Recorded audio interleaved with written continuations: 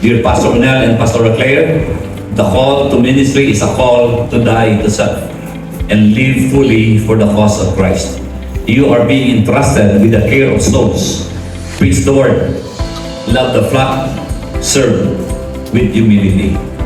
As Paul charged Timothy, I charge you, preach the word, be instant, in season, and out of season. Do you believe that you are called by God to the office of a pastor? Yes, I do. Will you preach the gospel faithfully, defend the truth, and teach sound doctrine, humility, and holiness all the days of your life? And now, as God's servant, I anoint both of you, Pastor Nel and Pastor Claire, with the anointing oil, symbolizing the empowerment of the Holy Spirit upon your life. As God's servants and ministers, we also give this anointing oil, symbolizing the presence of the Holy Spirit. This shepherd staff symbolizes your leadership authority. Your leadership includes comfort and corrections. And lastly, this treasures box, which is the symbol of God's provisions to you. God has promised to supply all your needs God, according we to are His planting glory. this and we honor you as servants of God. Then let's just make a gesture. Let's express our love and support to them.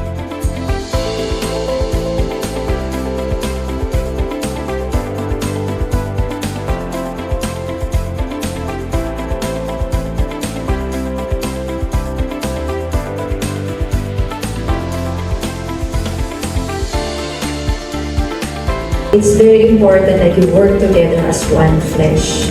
And Lord, I pray that even the works of the enemy will not prevail. Lord, with the power of the Holy Spirit, O Lord, hindi sila magiging mag-isa sa paglakad kasama ng kongregasyon na ito.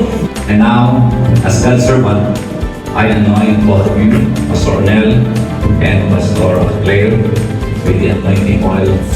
You're covered and protected by the blood of Jesus. I'm declaring boldness to arise in your heart. No intimidation sa kahit kanino. Tatayo kayo ng buong tapang.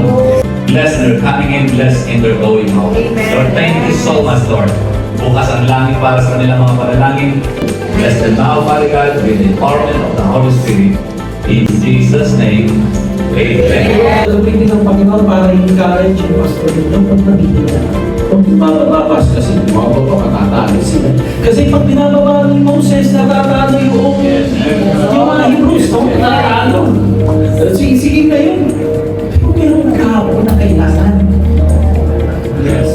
Ito yung picture na makikita nyo na nanalo yung congregation sa laban nila sa umaral, sa family nila, sa bawat kanila. Mag-isesend ng Thursday ng Panginoon, magpa-prosper ka, magpuno ang same anointing for God. Same DNA. Express your love and support kay Pastor Nel and Pastor.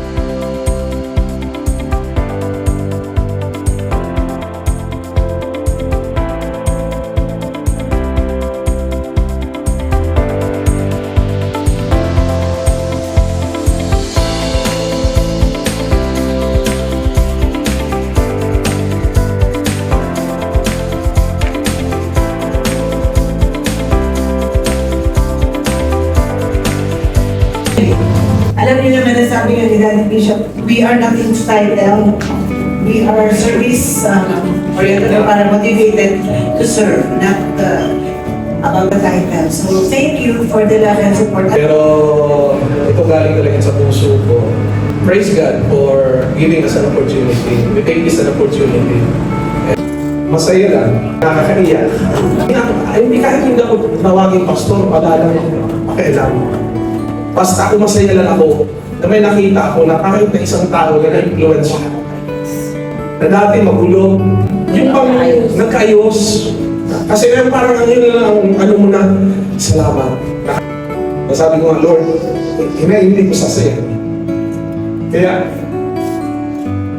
iyakin ng pastor yun. Kasi, yung mga unqualified, sometimes, nade-judge ka.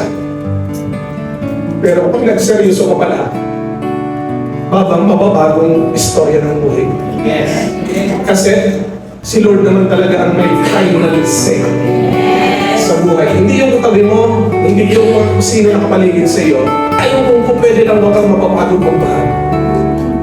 Kasi, pagdating ng panahon, aanihin pa rin. Doon na, magagalit ka, mahalo ka, mapupuna ka, pero doon pa rin. Kaya, salamat din, Daddy Bishop.